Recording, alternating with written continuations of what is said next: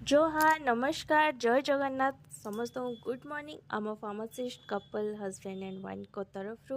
आज थी संडे से मो हजबैंड आग फर्स्ट उठी जाए मत उठेबार व्यस्त आ मोर तो उठापी इच्छा नाला बट कौन करवा संडे बोली तो उठापी पड़ो।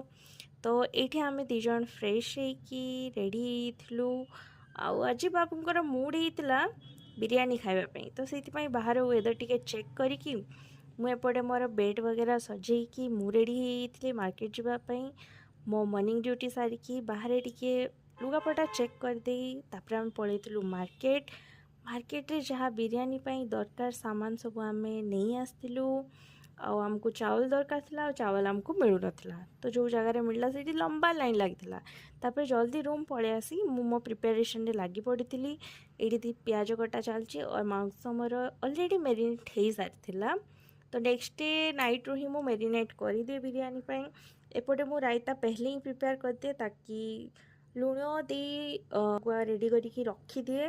ताकि खाइबा टाइम रे तार टेस्ट फ्लेवर सब आसी जाओ बोली इंस्टांट मत एत भल लगे ये मो हजबैंड चावल धोई रेडी पूरा प्रिपेयर आठी प्याज सब काटिकी आम रेडी कर देलु बिरयानी डीप फ्राए करके मांस भी आम रेडी करदेलु